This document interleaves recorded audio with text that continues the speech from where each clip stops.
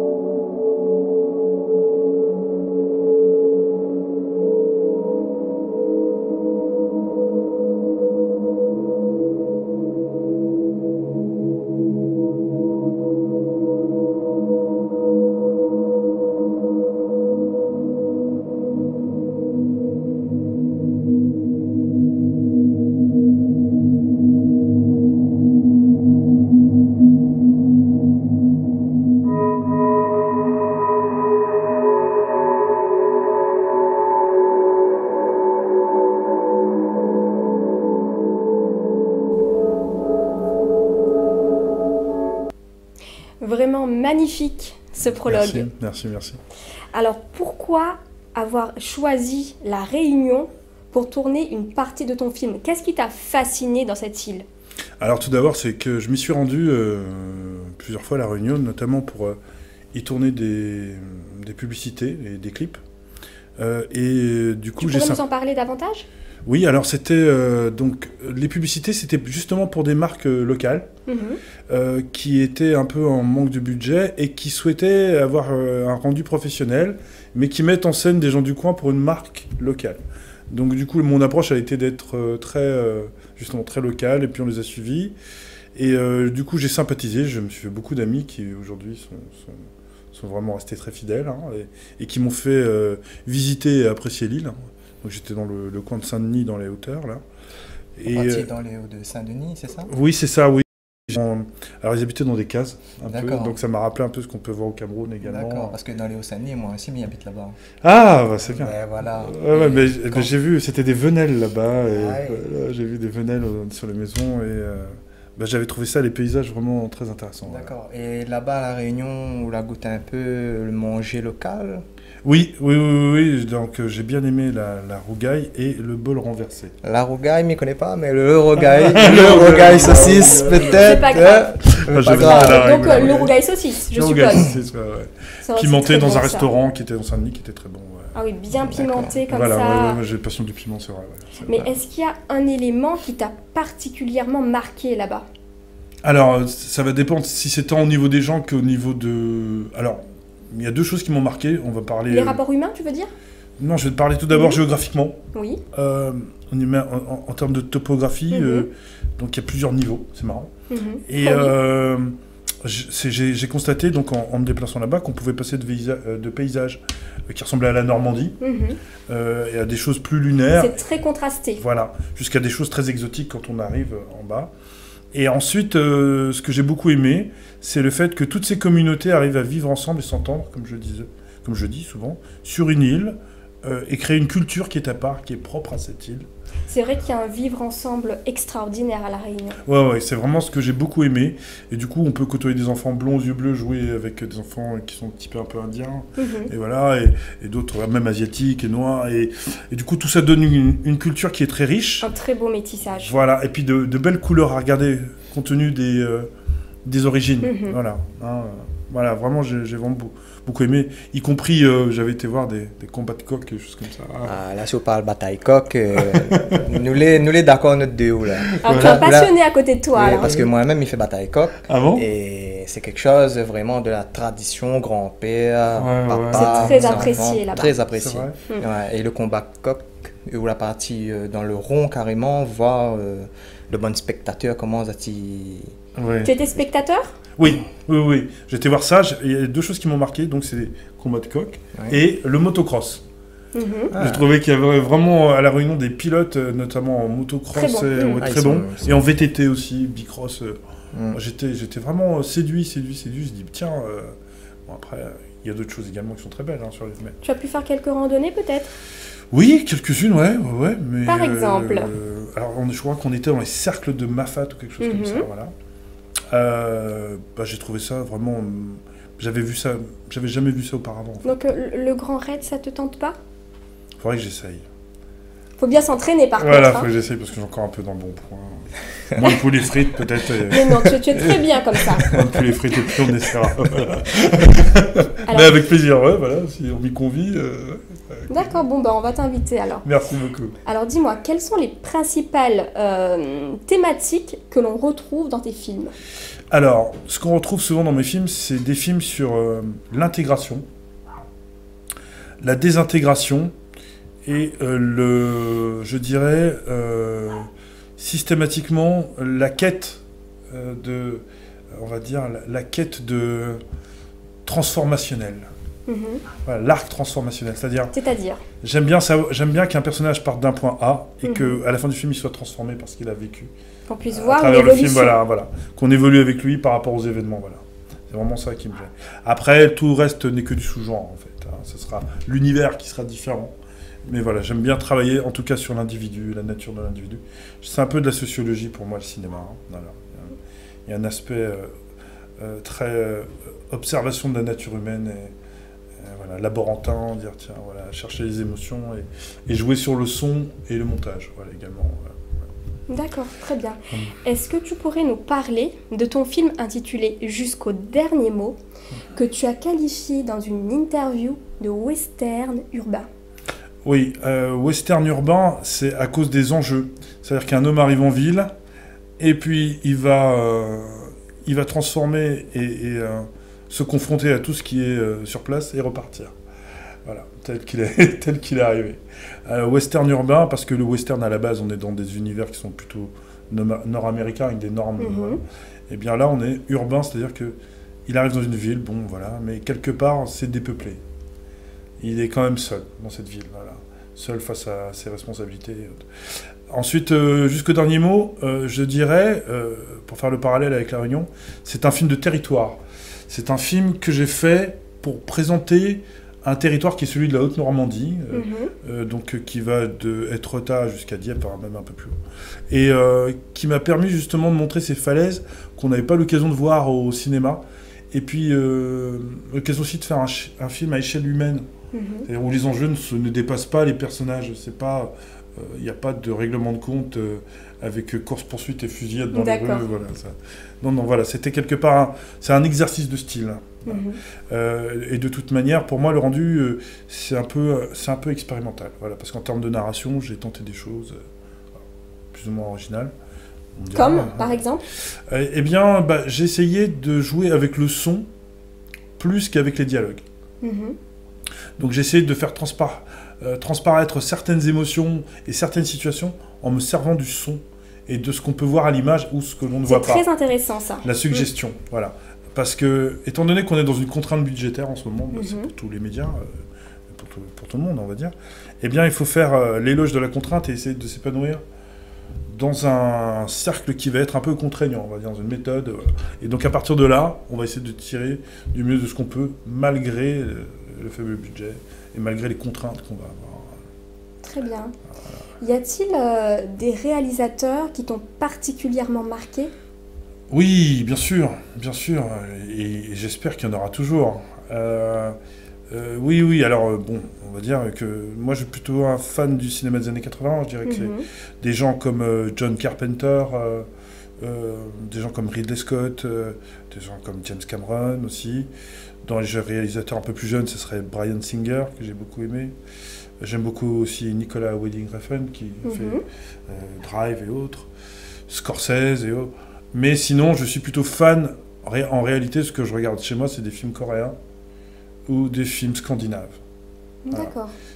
Parfois même, je m'essaye maintenant au cinéma iranien et quelquefois au cinéma allemand, qui n'est pas toujours facile pour moi à regarder, mais bon, c'est cool. Mais voilà, je suis toujours à la recherche de nouvelles histoires. Voilà, le cinéma brésilien aussi est très fort. Tu as réalisé des films uniquement en France ou également à l'international ? J'ai réalisé des films en France et à l'international. D'accord. Donc j'ai réalisé des films en Asie du Sud-Est, en Chine, et également une partie à La Réunion, ouais, j'en ai fait un. Et en Angleterre également. Donc il faut savoir que mes films se vendent systématiquement au marché du film de Cannes et dans d'autres festivals. Et ils font forcément, via Unifrance, qui est la structure chargée de représenter tous les films dans les pays francophones, ou de représenter la francophonie au cinéma. Ils sont représentés dans une 50aine de festivals systématiquement. Donc effectivement, oui, j'ai tourné, tous mes films vont à l'international, sinon j'ai tourné 2 films sur 3 à l'étranger. Voilà. Même aux États-Unis, j'ai tourné, je sais diriger une équipe tant en français qu'en langue étrangère, en anglais et autres.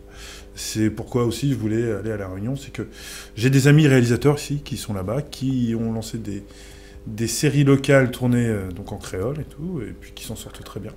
J'ai même une amie qui habitait en région parisienne, qui était d'origine réunionnaise, qui est retournée à La Réunion et qui travaille, je crois, avec Antenne Réunion, quelque chose comme ça là-bas, voilà, et qui réalise une série. Donc mon envie était justement d'aller tourner une partie du début du film sur place pour expliquer d'où vient l'une des héroïnes. Voilà. D'accord. Et si l'on souhaite suivre l'actualité de tes films, alors, il y a Carousel ou jusqu'au dernier mois, est-ce qu'il y a un site internet ? Oui, il y a des sites et il y a des pages Facebook. Voilà, donc Carousel, pour Carousel, c'est Carousel the Movie. Carousel. Voilà, et pour jusqu'au dernier mot, le film, jusqu'au dernier mot, un film d'Albert Fautré. D'accord, donc sur Facebook. Et est-ce qu'il y a un site internet ? Oui, effectivement, ouais, donc pour Carousel, le film, on a juste à le taper et on le trouve directement sur Internet. Y a-t-il de nombreux réalisateurs issus des minorités ? Je pense qu'il y en a beaucoup, mais ils sont cantonnés soit au clip ou au documentaire parce que tout simplement, comme je dirais, c'est un peu comme dans le cinéma américain où quand vous allez voir Spike Lee, on sait qu'on va avoir une satire sociale autour du milieu afro-américain. Dès qu'il sort de ça, il est moins bon. Donc on aurait tendance à dire que souvent, de ce que je constate, on va prendre des gens des minorités, mais c'est pour réaliser des comédies. Et dans ces comédies, on va mettre le point sur la différence. Voilà, et c'est la différence qui va faire qu'on va rentrer dans un comique de situation. Tout à fait. Mais dans tous les cas, c'est ce que on disait tout à l'heure, je n'aime pas connaître la couleur ou l'origine du réalisateur. Je préfère me fier au résultat final. Et si le film est bon, là, je vais me demander qui l'a réalisé.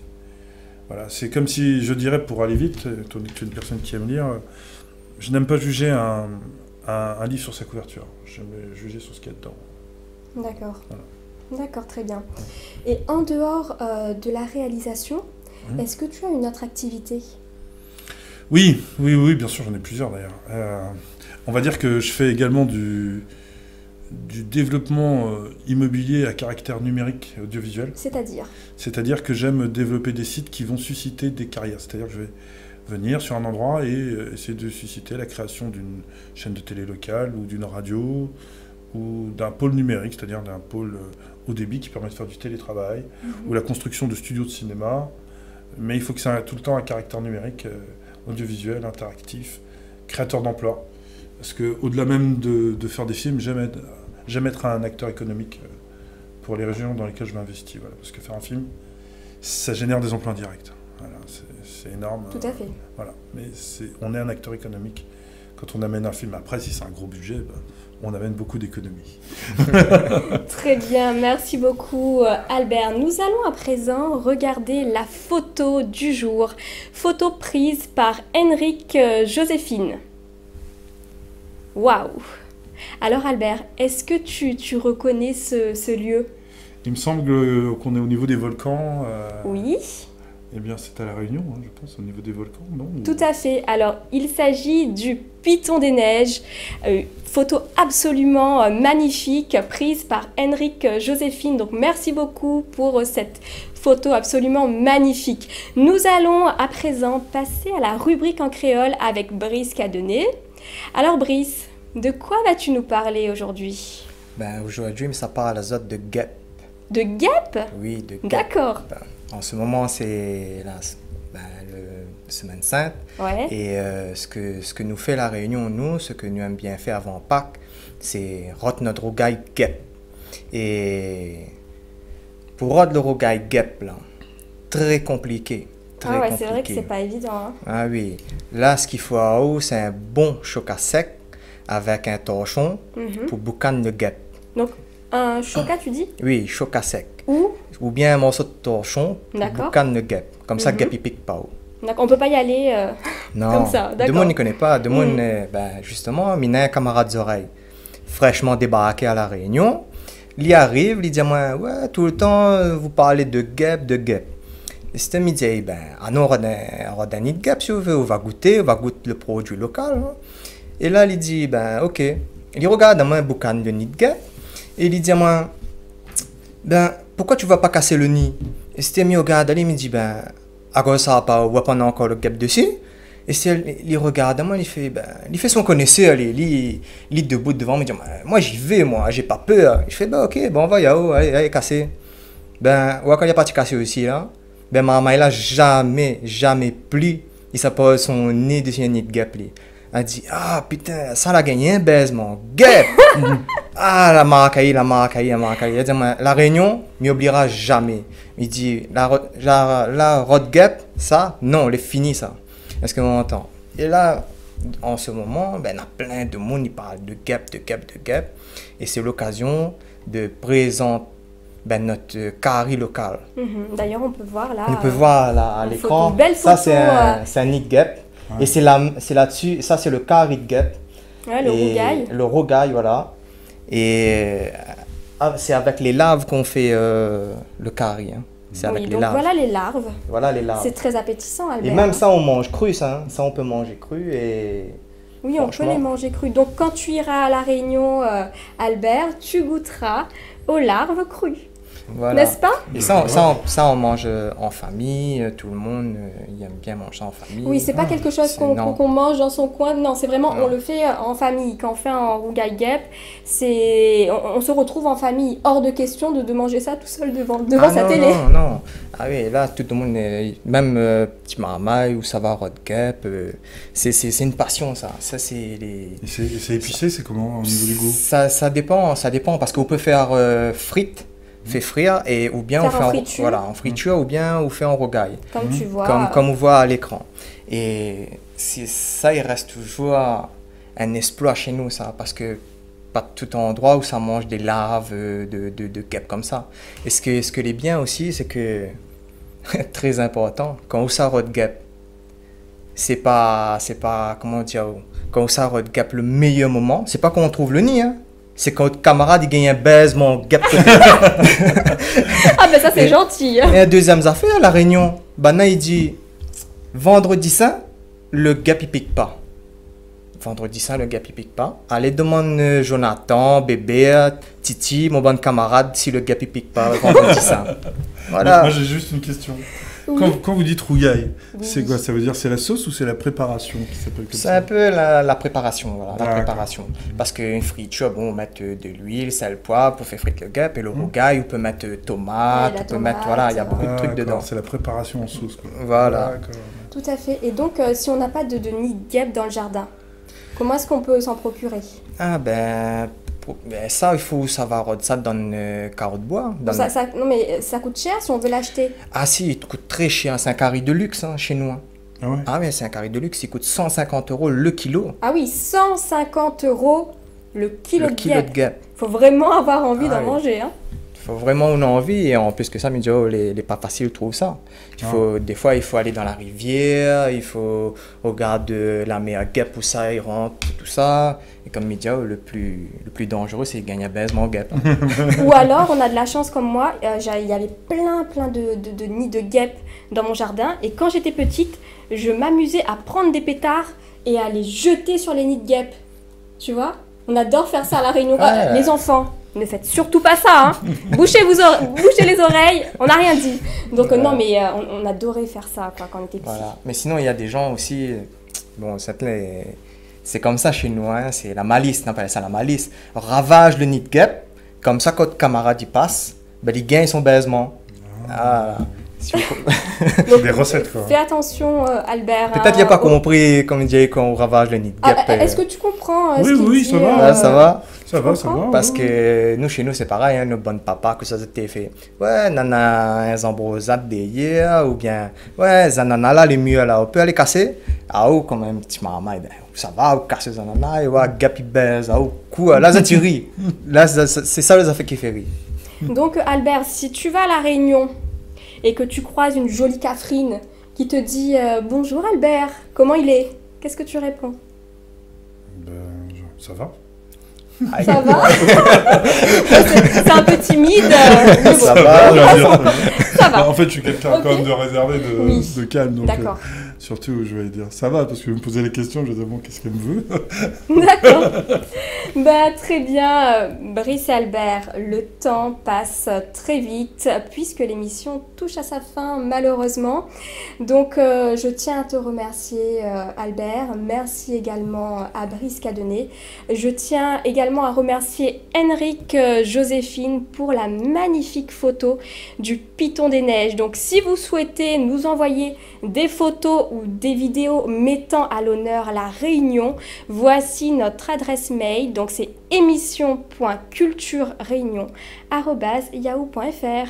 Merci à vous de nous avoir suivis. À bientôt.